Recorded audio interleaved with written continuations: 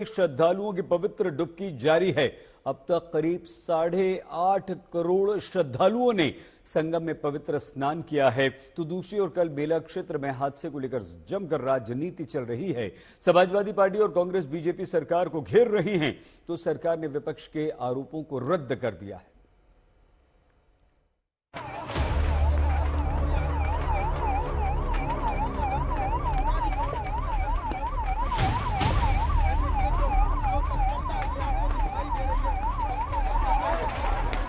महाकुंभ के दौरान 19 जनवरी को हुए हादसे में जो तबाही हुई, उसकी तस्वीरें देखिए। कल शाम को मेला क्षेत्र के सेक्टर 19 में यह अग्निकांड हुआ और इस घटना में गीता प्रेस के 175 कुटिया, टेंट, कॉटेज सब जलकर खाक हो गए।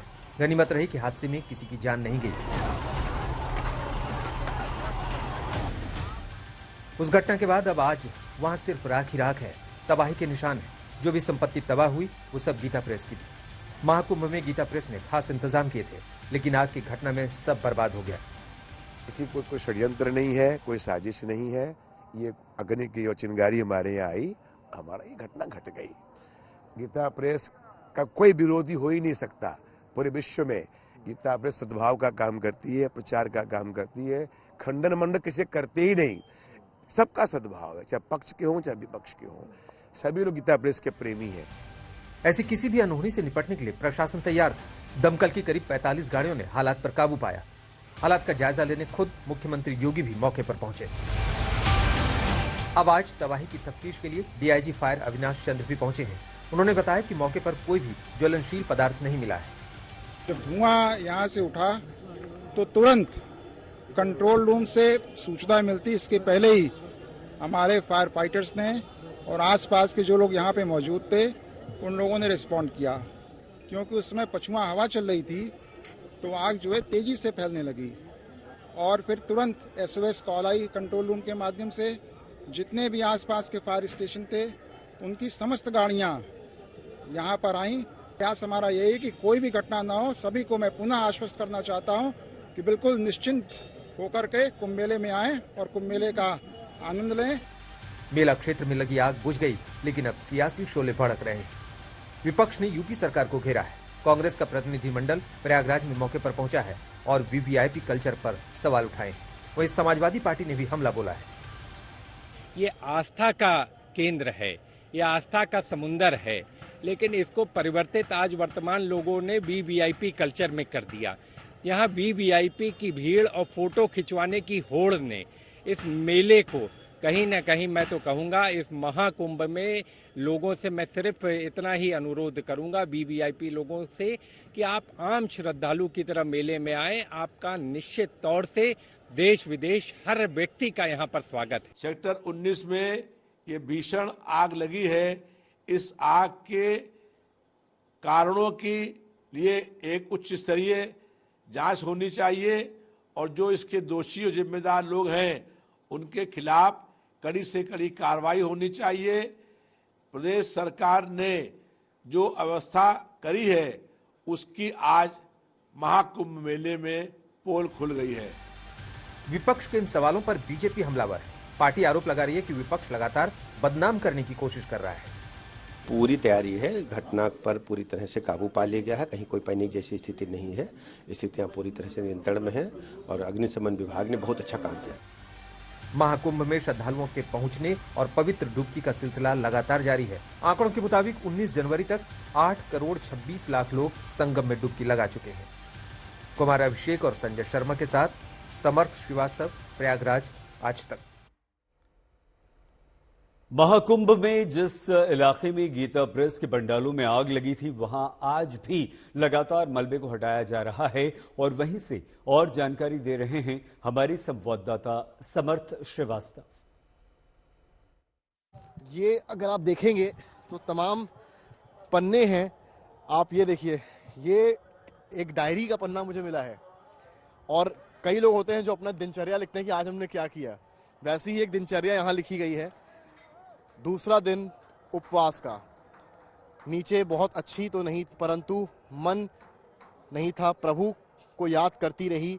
ठंड नहीं लगी, गेट भी लग गया था। सुबह 7:30 बजे चाय की आवाज़ आ गई और उस चाय की दवाई लिया गया, सुबह का कम शुरू किया गया, गंगा स्नान करने नहीं गए, कुछ ठंड लग गई थी, 12:30 तक दर्शन करने गंगा जी का चले गए और कुछ भेंट भी करके मन को खुशी मिली, क्योंकि महाकुंभ 36 करोड़ देवी देवता, यहाँ 36 करोड़ देवी देवता आते हैं और महाकुंभ लगता है। कल्पवास को लेकर भी इन्होंने जिक्र किया है।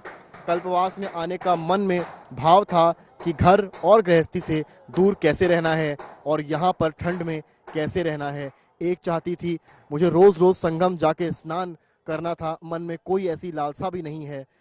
एक टाइम भोजन करके स्नान करना और भगवान की खुशी में शामिल हो जाना, भगवान को याद करना, ये आप समझिए कि ये सनातन की ही शक्ति है जो इन महिला को प्रदान करती थी। और उन्होंने अपनी पूरी जो दिनचर्या थी वो लिखी थी, लेकिन उनकी जो डायरी थी जो उनको संजो के रखनी थी, जिनको वो शायद अपने बच्चों को दिखाती, याद करती कि हाँ मैंने इस दौर को जिया था महाकुंभ में, अब वो डायरी के जो पन्ने हैं वो भी जलकर राख हो गए हैं। क्योंकि यहाँ क्या पैसा, क्या कपड़े, क्या सामान और क्या ये इमोशंस, क्या डायरीज, ये सब अब नहीं है। कुछ है तो सन्नाटा, कार्रवाई, एक्शन और कहीं ना कहीं एक बड़ी इंक्वायरी की मांग, जिससे दोबारा महाकुंभ में इस तरह की घटना रिपीट ना हो।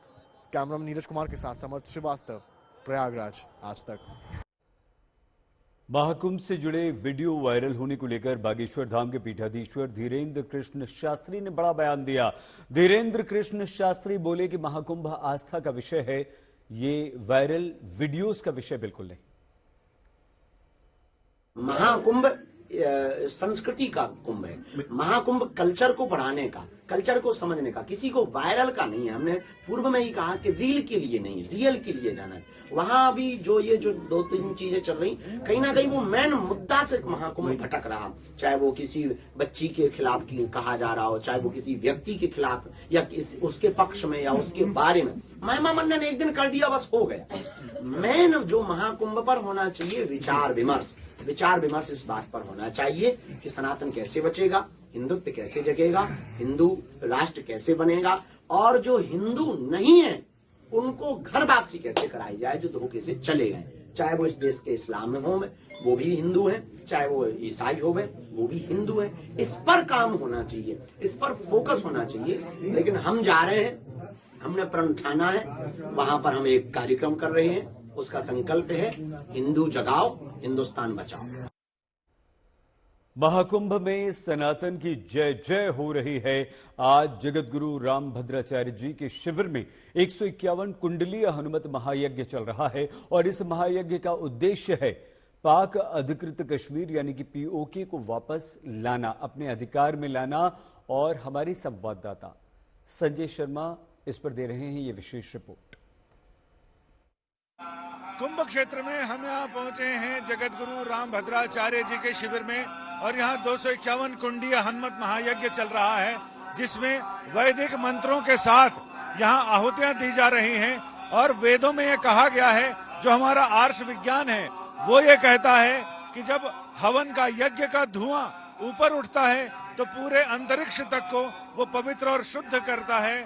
251 कुंडीय हनुमत महायज्ञ चल रहा है, जिसमें वैदिक विधान के मुताबिक ये पूरी यज्ञशाला बनाई गई है। मुख्य यज्ञशाला है और अलग अलग 8 और यज्ञशालाएं बनाई गई हैं, छोटी छोटी। इसके साथ एक बृहत यज्ञशाला का निर्माण किया गया है, जिसमें अलग अलग कोनों पर अलग अलग दिशाओं के देवताओं की स्थापना की गई है। और इस हवन कुंड में लगातार 45 दिन हवन चल रहा है। ये कहा जाता है कि वैदिक मंत्रोच्चारण के साथ जब आहुतियां दी जाती हैं, देवता स्वयं उसे ग्रहण करते हैं और अग्निदेव में दी गई आहुतियां फिर ये बताती हैं कि पूरा वातावरण शुद्ध हो जाता है, निगेटिविटी हट जाती है, यानी जो घातक ऊर्जा है उसे खत्म किया जाता है, पॉजिटिव एनर्जी यानी प्राणदायिनी ऊर्जा का संचार किया जाता है। ऐसे ही कई यज्ञ यहाँ पर लगातार चल रहे हैं। कहीं पर 1000 कुंड के हैं, कहीं पर 501 कुंड के हैं। यहाँ 251 कुंडों का यज्ञ चल रहा है। उम्मीद इससे अगर वैदिक ज्ञान को माने तो इससे ये पता चलता है कि यहाँ का वातावरण कितना शुद्ध हो गया होगा। आम जनता श्रद्धालु इसीलिए यहाँ आते हैं। संगम में डुबकी लगाना, संतों का संग करना, और हवन यज्ञ के धूम्र का पान करना यानी उसका सेवन करना। कैमरामैन संजय समीर के साथ संजय शर्मा, तीर्थराज प्रयाग, आज तक। देश भर के साधु संत, दुनिया भर के श्रद्धालु यहां पहुंच रहे हैं, महाकुंभ में पहुंच रहे हैं और विभिन्न संस्थाएं भी यहां पर मौजूद हैं। हमारी संवाददाता गुंजन दीक्षित ब्रह्म कुमारी इसके पंडाल में पहुंची, वहां अनूठी प्रदर्शनी लगाकर लोगों को प्रेम शांति का ब्रह्म कुमारी की तरफ से दिया जा रहा है संदेश। गुंजन दीक्षित की विशेष रिपोर्ट। महाकुंभ जब आप आएंगे तो आस्था की डुबकी तो लगाएंगे ही, लेकिन पूरे मेला क्षेत्र से अनेकों संदेश देने की भी कोशिश की गई है। ब्रह्म कुमारी आश्रम में इस वक्त मैं मौजूद हूँ। सबसे पहले आपको मैं दिखा देती हूँ, ये नारद जी आपको नजर आएंगे जो कह रहे हैं, हे भगवान ये तो घोर कलयुग है। नारद जी अब इस बात को क्यों कह रहे हैं, ये आगे की इन झांकियों से आप समझ पाएंगे। देखिए, सबसे पहले मैं आपको ये दिखाती हूँ किस तरीके से मनुष्य पर बोझ, आमतौर पर इस तरीके की कई गाड़ियां आज भी कई हिस्सों में चलती हैं जिसमें कि जानवर उन गाड़ियों को खींचते हैं।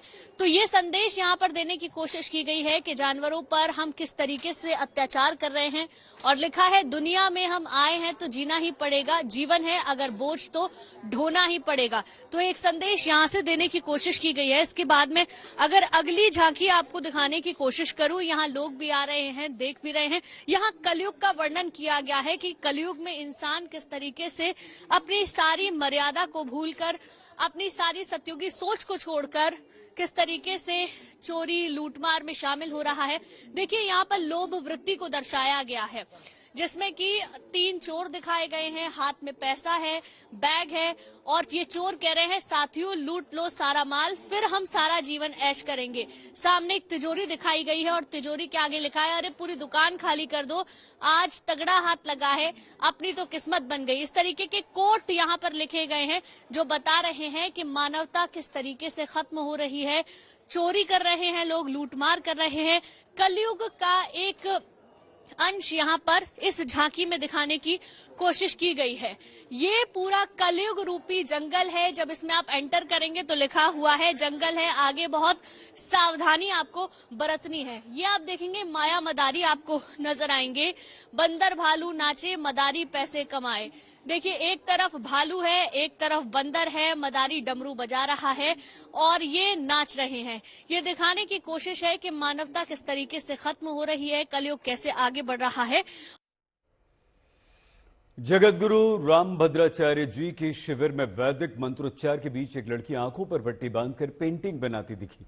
उसकी कलाकारी देखकर हर कोई हैरान है। संजय ने उस बच्ची से बात की। पूर्ण महाकुंभ के अवसर पर साधु संत महंत श्रद्धालु अलग अलग तरह से योग ध्यान जप तप करते हैं, ध्यान केंद्रित करते हैं। किसी ने यहाँ पर भ्रू मध्य में ध्यान केंद्रित किया है, किसी ने सहस्रार पार किया है।